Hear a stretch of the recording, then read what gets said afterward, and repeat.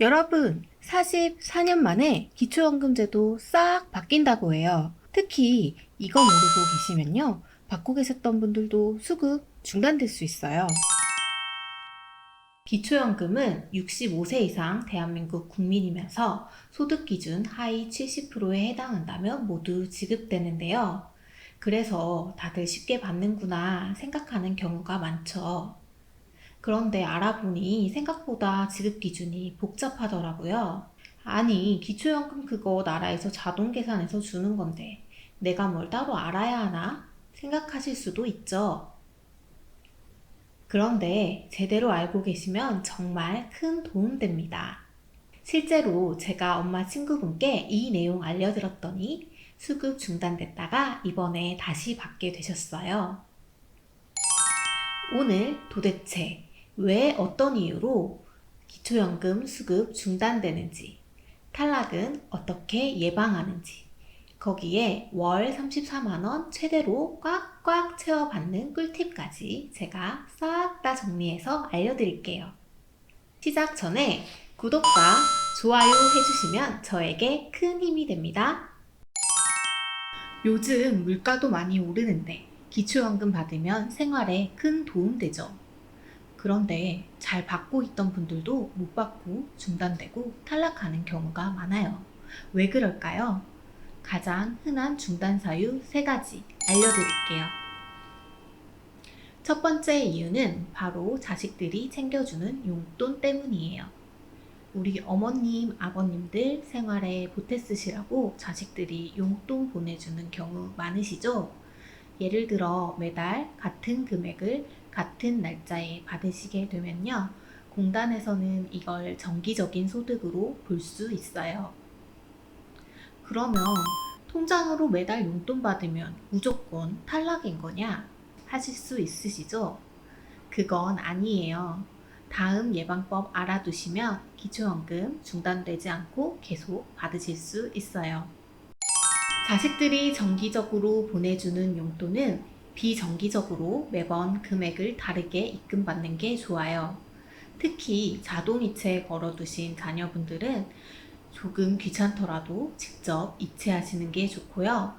이번 달에 25만원을 입금했으면 다음에는 15만원 이런 식이나 이번 달엔 계좌이체, 다음 달엔 현금 챙겨드리기 이런 식으로 용돈이 정기적인 소득이 아니게 만드는 게 중요합니다.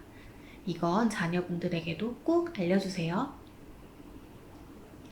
그럼 두 번째로 흔한 중단 사유는 뭘까요? 두 번째는 경조사비, 퇴직금, 병원비 같이 일시적으로 한 번에 큰 돈이 생기는 경우예요. 이걸 예금에 그대로 넣어두면 금융재산으로 잡혀서 계산이 될 수 있어요.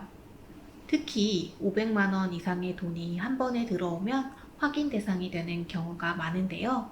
이런 경우는 어떻게 해결해야 할까요? 일시적으로 500만원 이상의 큰 돈이 들어오면 증빙 서류를 챙기는 게 중요합니다. 예를 들면 축의금이었으면 청첩장을 사진으로 찍어두고 부의금이면 부조 문자나 사망 확인서를 챙겨두는 거죠. 또 어르신들 병원비 같이 큰 금액 들어갈 때도 자녀분들이나 친지분이 큰 돈 보내주시는 경우도 있잖아요. 병원비로 썼다는 것을 입증하기 위해서 입원 내역서, 수술 확인서 등을 받아두면 됩니다. 그럼 세 번째로 흔한 기초연금 중단 사유 알아볼게요. 이건 농사 짓는 분들에게 흔히 나오는 사례인데요. 시골에서는 주로 상인에게 도매로 작물을 넘기고 통장에 현금으로 바로 받으시는 경우가 많아요. 이것도 앞서와 같이 일시적인 큰 돈으로 소득이 잡힐 수 있어요. 그럼 어떻게 예방해야 할까요? 농사 짓는 분들은 경비 지출 내역을 잘 챙겨 놓으세요. 농사에 들어간 비료나 농약, 종자를 샀던 영수증을 챙기고 기록해 놓는 거예요. 특히 농협자재센터에서 구매하신 적이 있다면 본인 구매 내역을 뽑아달라고 하면 되니까요. 그런 자료들을 잘 받아두세요. 그리고 인건비로 주었던 금액과 일한 내용 같은 것도 카톡이나 문자로 기록을 남겨놓으면 좋습니다. 농업소득에서 경비를 제외한 순수익만 소득으로 계산되므로 경비 증빙 자료를 철저히 관리하는 것이 중요합니다. 그런데 기초연금 잘 받다가 중단된 경우에는 어떻게 해야 될까요? 중단됐다고 망연자실 하지 마시고 제가 알려드린 거 기억했다가 그대로 꼭 해보세요. 먼저 왜 수급 대상에서 중단됐는지 알아야 해요. 수급이 중단되면 우편으로 사유가 오기도 하는데요. 보다 직접적으로 알아보려면 주민센터나 국민연금공단 지사에 가서 상담을 받아보시는 게 좋아요. 다음으로 중단된 이유를 알았다면 적극적인 소명을 하셔야 합니다. 그러려면 제가 앞서 알려드린 대로 증빙 자료를 미리 준비해 두시는 게 중요하겠죠? 만일 용돈 같은 경우에는 자녀분들이 직접 작성한 입금 목적 확인서가 있으면 되고요. 그 외에 말씀드렸던 청첩장, 부조문자, 병원비 명세서, 농사 자료 등의 증빙 자료를 가지고 소득보다 지출이 더 많았음을 증빙하면 됩니다. 소명 자료를 제출한 이후에는 심사 기간이 한두 달 정도 소요돼요. 소명 자료만 제대로 제출해도 못 받은 기간 소급도 가능하고 계속 지급받을 수 있습니다. 중단되셨다가 혹은 탈락하신 경우에는 혼자 하시기가 어려울 텐데요. 꼭 상담 받아보시고요. 댓글로 상황 남겨주시면 저도 도와드릴 수 있는 부분은 도와드리도록 하겠습니다. 그런데 기초연금 중단만 안 되게 하면 괜찮을까요? 우리 어르신들이 알고 계셔야 되는 진짜 중요한 기준이 있어요. 이 기준만 알고 계셔도 내가 기초연금 받는지 못 받는지 스스로 판단해 볼 수 있거든요. 제가 정부에서 어떻게 기초연금 지급 기준을 잡는지 최대한 쉽게 설명드릴게요.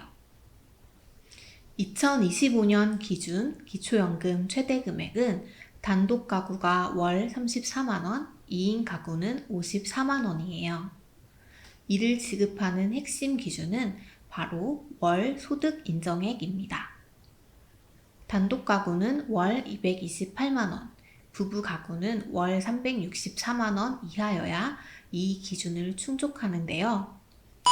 중요한 건 소득에는 매월 들어오는 월급 말고도 이미 가지고 있는 예금, 집, 차 등의 자산을 월 환산액으로 계산해서 포함한다는 거예요. 정리하자면 소득 평가액과 재산의 소득 환산액을 더한 것이 월 소득 인정액입니다. 이건 정부에서 시스템으로 관리하고 판단하죠. 그런데 그렇다고 우리가 그냥 알아서 해주세요 하면 될까요? 절대 아닙니다. 어떤 기준으로 어떻게 계산해서 주는지를 알아야 해요. 그래야 내가 잘못 받거나 탈락해도 이의 신청을 할 수 있잖아요. 지금부터 제가 어떤 기준으로 계산하는지 알려드리려고 하는데요. 조금 복잡하고 헷갈릴 수도 있어요. 그래서 사례를 들어서 최대한 쉽게 설명해 드리고 마지막엔 클릭 한 번으로 쉽게 계산하는 법도 알려드릴게요. 서울에 계신 김성득 어르신의 사례인데요. 어르신은 월급 200만원, 예금 3천만원, 전세금 4억 3,500만원, 대출금 1억을 가지고 계시고 시가 2천만원 자동차를 보유하고 계십니다. 앞서 살펴본 기준으로 보면 월급 200만원은 소득평가액, 나머지 예금, 전세금, 대출금, 자동차는 재산평가액으로 들어갑니다. 먼저 월급 200만원은 전체가 소득으로 인정되는 건 아니고요.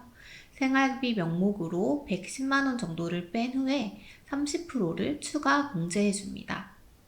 그래서 김성득 어르신의 경우엔 61만원 정도가 월 소득으로 인정돼요. 나머지 재산 평가액들을 살펴볼게요. 이 항목들의 기본 계산법은 보유한 재산을 12개월로 나누고 4%를 계산하는 거예요. 먼저 예금 2천만 원은 생활에 필요한 금액으로 보고 기본 공제를 해주기 때문에 사례의 경우 1천만 원에 대해서만 월 소득으로 인정이 되고요. 계산법을 적용하면 약 3만 원이 월 소득으로 인정됩니다. 집에 대해서는 지역별로 공제가 다른데요. 대도시는 1억 3,500만 원, 중소도시는 8,500만 원, 소도시는 7,250만 원을 빼줍니다. 그래서 사례의 경우 1억 3,500만 원을 뺀 3억을 가지고 계산을 하고요. 여기에 추가적으로 전세 대출금 1억은 부채로서 전액 제외가 되기 때문에 2억에 대해서만 계산을 하게 됩니다. 그렇게 되면 약 66만 원이 되겠네요. 자동차도 마찬가지로 계산해서 약 7만 원이 됩니다. 이렇게 종합해보면 김성득 어르신의 소득 환산액은 대략 월 138만 원 정도가 되고요. 수급 기준인 단독가구 월 228만 원 이하이기 때문에 기초연금 수급 대상자가 됩니다. 이제 기본적인 계산법은 어떻게 되는구나 감이 오셨을까요?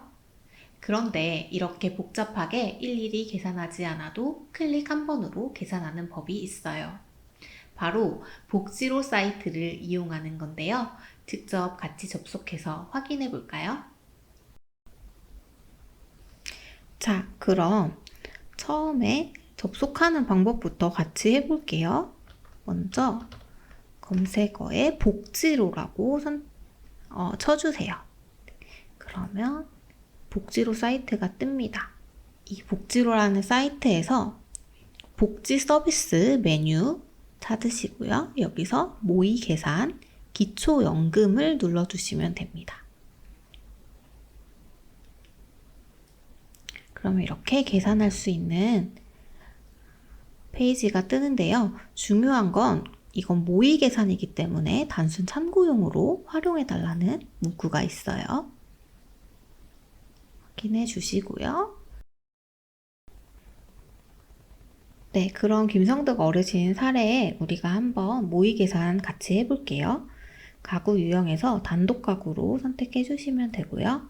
거주지는 대도시, 중소도시, 농어촌에 따라서 기본 공제액이 다르기 때문에 선택을 해주시면 돼요. 여기 아까 서울에 사셨으니까 대도시겠죠? 그리고 근로소득이 200만 원, 임차 보증금이 4억 3,500만 원, 자동차가 2천만 원, 대출금이 1억이었으니까요. 이렇게 해서 결과를 보겠습니다. 한 번 더 단순 참고용으로 활용해 달라고 하고 있네요. 그래서 결과를 보시면 그 복잡한 계산식을 알아서 적용을 해줍니다. 그러면 소득 인정액은 약 128만 원이 되고요. 김성득 어르신은 228만 원 이하의 기준을 충족했기 때문에 수급 대상자로 선정될 가능성이 있다고 나옵니다. 그런데 이렇게 월 소득액 산정해서 계산해보니 기준을 맞췄는데도 못 받는 경우가 생겨요. 도대체 어떤 경우일까요? 기초연금은 65세가 됐다고 해서 나라에서 그냥 알아서 주는 게 아닙니다. 신청은 기본으로 하셔야 합니다. 만 65세 생신이 속한 달에 1개월 전부터 신청이 가능하고 생신이 속한 달부터 받으실 수 있어요. 늦게 신청하시면 이전에 못 받았던 거 절대 소급해서 주지 않습니다. 꼭 제때 맞춰서 신청하셔야 됩니다. 신청은 전국 읍면동 주민센터에서 가능하고요. 국민연금공단 지사 및 온라인 복지로에서도 신청이 가능합니다. 웬만하면 처음 신청하실 때 대면으로 주민센터나 국민연금공단 지사에 가서 신청하시면서 설명도 잘 듣고 오시면 좋겠죠? 공무원분들이 친절하게 알려주실 거예요. 마지막으로 오늘의 꿀팁 하나 더 알려드릴게요. 기초연금 34만 원은 월 최대 금액입니다. 최대라는 건 더 적게 받을 수도 있다는 거예요. 여러 감액 사유 때문에 깎일 수 있다는 건데요. 이왕 받는 거 최대로 받으면 좋겠죠? 기초연금 최대로 받는 꿀팁 알려드릴게요. 첫 번째로 우리 어머님, 아버님들 모임 같은 거 하실 때 모임 통장이나 또는 종중재산 같은 거를 개인 통장으로 소유하지 마세요. 실제 내 재산도 아니지만 내 거로 잡혀서 이거 제외시키려면 여러 복잡한 절차가 필요합니다. 증빙 방법이 아예 없는 건 아니지만 번거롭고 어려울 수 있어서 되도록 소유하지 않는 게 좋습니다. 두 번째로 재산액을 줄이기 위해서 증여를 생각하시는 분들도 계실 텐데요. 이미 기초연금을 수급하고 계신 상황이라면 증여는 별로 도움이 되지 않습니다. 정부에서는 고의적으로 재산을 축소하거나 숨기는 것을 방지하기 위해서 의료비나 교육비 같이 실제 사용처가 증빙되지 않는 돈은 기타 재산으로 월 환산액 계산에 포함하게 해두었습니다. 증여가 자산을 줄이는 게 아니라 오히려 기초연금 수급에 방해가 될 수 있으니 조심하세요. 반면 아직 기초연금 수급을 시작하지 않으셨다면 미리 증여를 생각해 보시는 것도 도움이 됩니다. 세 번째로 주택연금이나 농지연금 제도를 활용하시는 거예요. 기초연금을 많이 받으려면 재산은 줄이고 부채를 높이는 게 상대적으로 유리합니다. 그렇다고 일부러 빚을 만드실 필요는 없고요. 집과 땅이 있으시다면 많이들 이용하는 연금제도를 활용해 보세요. 다른 공적연금과 달리 주택연금이나 농지연금은 본인 재산을 담보로 받는 연금이라 소득으로 보지 않습니다. 이 연금은 전액 부채로 잡히기 때문에 재산 환산액에서도 빠지게 돼요. 그래서 기초연금과 더불어 수령하면 보다 더 안정적인 노후 준비가 가능합니다. 마지막으로 고급 자동차는 절대 소유하시면 안 됩니다. 여기서 고급 자동차란 차량 가액이 4천만 원 초과 차량을 말하는데요. 이는 재산소득 환산액을 산정할 때 100%로 인정이 되어 버립니다. 특히 보험료 할인 목적으로 자녀 공동 명의로 하시는 경우라도 고급 자동차는 전액 재산으로 산정되니 꼭 주의하세요. 오늘 제가 기초연금 받을 때 정말 중요한 내용만 꼭꼭 짚어 알려드렸어요. 다시 한번 최종 정리해 볼까요? 첫 번째, 수급 자격 중단 이유 3가지와 탈락 예방법. 두 번째, 기초연금 중단된 경우 소명하는 방법. 세 번째, 수급 핵심 기준인 월소득 환산액 계산법. 네 번째, 기초연금 최대로 받는 꿀팁까지 모두 전해드렸습니다. 앞으로 정부에서 기초연금제도 싹 바꾸면서 어르신들께 더 많은 혜택이 가도록 한다니까 미리 알고 준비하셔서 최대 금액으로 꼭꼭 챙겨 받으시면 좋겠습니다. 지난날 국가를 위해 또 우리 자녀들을 위해 헌신해 오신 많은 분들이 행복한 노후를 보장하는 기초연금 받으시면서 여러분들의 당당한 권리를 누리시기 바랍니다. 주변 분들께도 기초연금 중단 안 되는 방법 알려주는 이 영상 널리 공유해주세요. 그리고 지금 바로 구독, 좋아요, 알림 설정까지 해두시면 앞으로도 도움되는 보석 같은 정보들 핵심만 뽑아서 쉽게 알려드릴게요. 오늘 영상 잘 보셨으면 댓글에 기초연금이라고 남겨주세요. 궁금하신 점도 댓글 남겨주시면 제가 답변 드리겠습니다. 끝까지 시청해주셔서 감사합니다.